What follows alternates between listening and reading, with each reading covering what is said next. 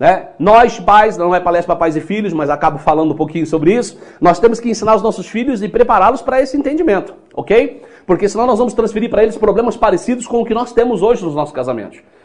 Quando nós não conseguimos deixar geograficamente, sair das dependências físicas e residenciais dos pais, nós começamos, infelizmente, a não ter o nosso próprio espaço. Porque deixar geograficamente significa justamente, não é necessariamente isolar-se, excluir-se do convívio familiar. Não é necessariamente abandonar pai e mãe e nunca mais ver eles. Não, mas é adquirir a sua individualidade como casal. É construir o seu próprio espaço e adquirir sua identidade conjugal. Porque quando eu não saio das dependências residenciais, eu acabo construindo um relacionamento em cima da cultura antiga, do pai e da mãe, do modelo, do sistema, do jeito que são as coisas ali, das mesmas regras, ou eu me acomodo um pouquinho naquela realidade, ou eu sou empurrado para uma situação da qual eu não tenho controle, eu não tenho independência, tá? E talvez você vai dizer, pastor, eu moro longe da minha sogra, eu moro longe da minha mãe.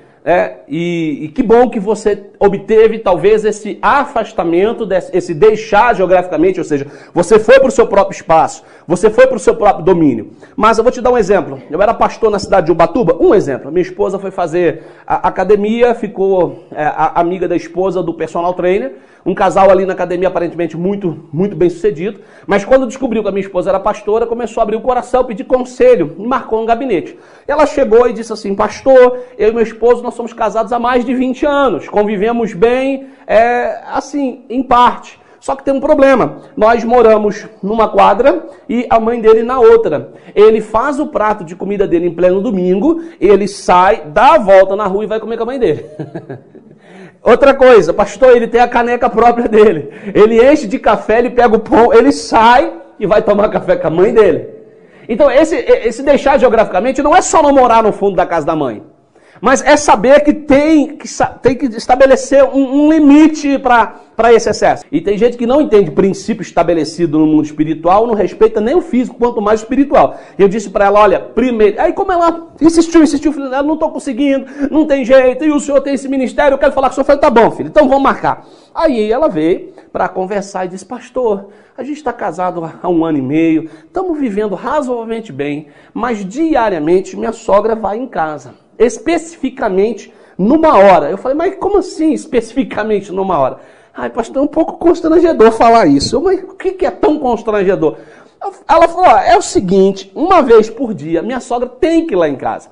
Porque é um momento assim que ela vai, e aí ela conversa muito com meu esposo. Eu falei, tá, mas até aí, né? É conversar e tal, todo dia talvez não seja o ideal, mas ok. Mas por quê? Ah, pastor, é porque é o seguinte...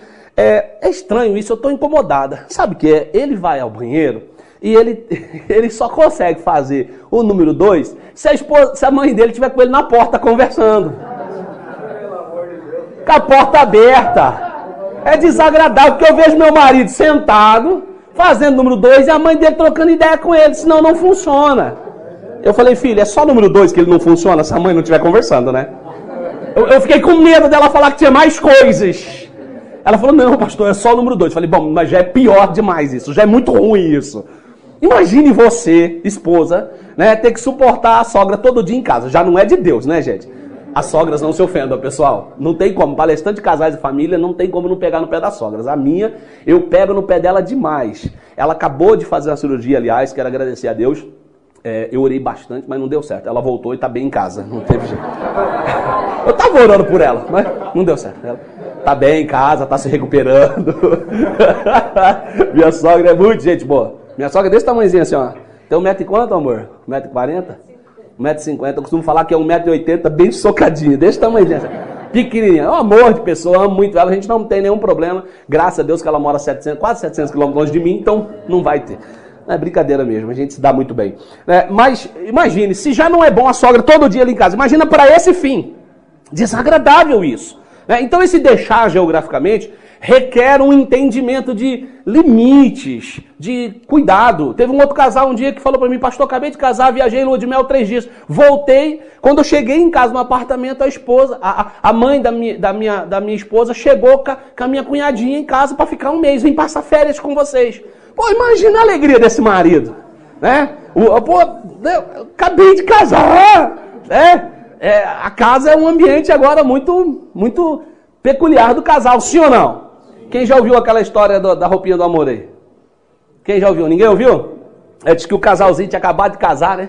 Voltou da lua de mel, todo feliz. Aí a esposa novinha, bonita, né? Saudável, cheia de disposição, animada, porque o marido ainda não estava roncando, não tinha engordado. Aquela coisa toda que acontece em qualquer casamento, né? Ela toda feliz e tal. Marido saiu para trabalhar, ela trabalhou, ela tomou um banho, se perfumou. E aí ficou em casa assim, do jeito que Deus criou, sozinha. Estava quase na hora do marido chegar, a sogra foi lá, morava perto. Quando ela abriu a porta e deu de cara com a nora nua, ela falou, que isso, menina? Que isso, sem vergonhice é essa? Isso é jeito de mulher ficar em casa? Que isso? Vai pôr uma roupa, minha filha? Ela falou assim, mas que tem? Eu tô com a roupinha do amor. Tô esperando meu amor, tá chegando do trabalho, tô esperando meu amor, tô com a roupinha do amor. A senhora me dá licença, por favor, me deixa aqui, porque já ele chega e eu já tô com a roupinha do amor. Acabei de chegar da lua de mel, nós estamos curtindo ainda. A velhinha foi embora indignada, mas que nora, sem vergonha, que coisa imoral, isso é safadeza. Onde já se viu? Irmão, safadeza por quê? Casada, tá dentro da casa dela, na intimidade dela, né? Não tem filho, não tem nada para atrapalhar, né? Só tem a sogra que foi lá bater na porta, ó, tá vendo? Não dá ideia pro diabo, não vai lá encher o saco, né? Aí, chegou em casa, tava um pouco revoltada, mas ela pensou. A velhinha já estava lá com seus quase 55 para 60 anos, né? Aí ela falou assim, minha sogra, eu estou contando uma história real para você. Mentira. Não posso mentir, né? Posso brincar, mas não posso mentir. Aí ela falou assim, mas essa ideia é boa. Eu também não tenho mais filho em casa, não tem neto, não tem ninguém chato. Eu vou pôr a roupinha do amor também. A velhinha ficou animada, afinal de contas, amar não tem idade, né? A velhinha se empolgou, foi lá, produziu, fez chapinha, penteou o cabelão, né? Ficou do jeitinho que Deus fez, preparando, esperando Adão chegar. Tem algum Adão aqui? Não tem não, né? Aí ela chegou, ficou bonitinha lá, todo do seu jeitinho, prontinha, cheirosinha. Aí o velhinho chegou, abriu a porta. Que isso, mulher? Que negócio é esse? Tem roupa pra vestir, não? Que negócio é esse? Não, mozão. Isso é a roupinha do amor. Aí ele é a roupinha do amor? Ela é a roupinha do amor. Ele falou, mas você não acha que essa roupinha tá um pouco amarrotadinha, não?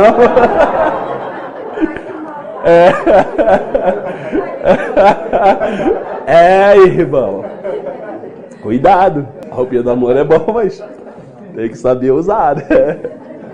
Cada tempo tem seu tempo, não é verdade, queridos? Amém? Então deixa comigo assim, ó. Diga assim comigo, desmembramento.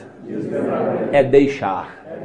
Você tem que aprender a deixar. Esse deixar, primeiro, geograficamente, colocar limites residenciais. Não é só questão de morar no fundo da casa do pai e mãe. É saber dia de visitar pai e mãe. É saber dia de receber pai e mãe em casa. É dia que a sogra vem, é dia que a sogra não vem. É dia que a nora ou o genro pode receber ou não. Nós temos que respeitar o espaço. E aí, pastor, mas é difícil. Fala isso pra minha mãe. Fala, ô grandão. Ô abençoada, fala, porque é tua mãe. Se você não falar, o genro vai falar, vai ofender. Se você não falar, a nora vai falar, vai dar briga. É aí que tem os problemas com o genro, com nora, com a sogra. É aí que dá o problema. Com o sogro é menos, com o sogro é mais por causa da questão emocional. Apesar que eu tenho uma ministração que eu faço para a família, que o tema é sogras, vítimas ou vilã. Outra hora eu prego sobre isso para vocês, tá bom? Às vezes ela é a vilã, mas às vezes ela é a vítima. Outro aspecto do deixar economicamente. Nós temos que parar de depender financeiramente de pais. Que isso, pastor? Isso é impossível. Camarada já está casado há tanto tempo, você acha que ele ainda depende? Tem uns marmanjos e tem umas marmanjas que fica mamando na tetinha da mamãe e pendurado no pescoço do pai e que não consegue se desprender. Eu sei que o nosso contexto social hoje às vezes não nos favorece. Às vezes a gente precisa sim por um tempo, né? Da ajuda de pai e mãe. Às vezes até mora, como eu disse, no fundo da casa. Mas, de novo, tem que estabelecer um limite, tem que ter uma liberdade, tem que ter uma privacidade, mas não é o ideal. E o pior é que aí a gente fica preso, dependendo financeiramente. Às vezes a família tem um negócio, os filhos trabalham com os pais, aí não tem regras bem estabelecidas de função, quanto ganha, qual é o direito de quem, qual é a obrigação de quem, porque a gente acha que é o seguinte, é filho, vai trabalhar para mim o resto da vida, mas o camarada da casa. Tem que ter renda, tem que sustentar essa família. Amém ou não amém? Eu tive uma experiência numa cidade que eu pastoreei que a família tinha um negócio. Em família, os 2 filhos trabalhavam, os 2 casou, começou a dar problema. Porque as esposas começaram a alimentar a expectativa de ter uma independência, uma vida própria. Os filhos, até um certo ponto, estava cômodo. Estava tudo legal, mas agora eles tinham que alçar os seus voos, né? Eles tinham que crescer. Recentemente aconselhei um presbítero já, casado há muito tempo, que ainda morava com a sogra e ele se tornou o marido da viúva, porque ele praticamente era o suporte emocional, estrutural da família. E com isso ele não vivia a vida dele de casado. Ele era meio que o pai dos filhos já grandão, quase da idade dele, né? E o pior, ele meio que substituía, ele preenchia o vazio que o falecido deixou. E aí ele já não estava mais suportando aquilo. Então é necessário se deixar economicamente. Por quê? Porque ele só recebia meio que o que era possível. Porque era aquela situação, parece que o negócio é meu, parece que a família é minha, tudo é meu. E não é. A partir do momento que você se casa, você tem que entender, nós vamos falar disso já, que começa ali uma família. O princípio do desmembramento é justamente esse, o desmembramento de uma família e de outra família para se formar aqui mais uma família. Os pais não deixam de ser nossos familiares. É óbvio que não, mas escritou a palavra familiares. Agora tem a família direta, que passa a ser o marido e a esposa e os futuros filhos que virão. Você está entendendo isso? Amém ou não amém? Então, o deixar economicamente é não depender financeiramente dos pais. É construir, empreender todo esforço máximo, para viver de forma independente financeiramente.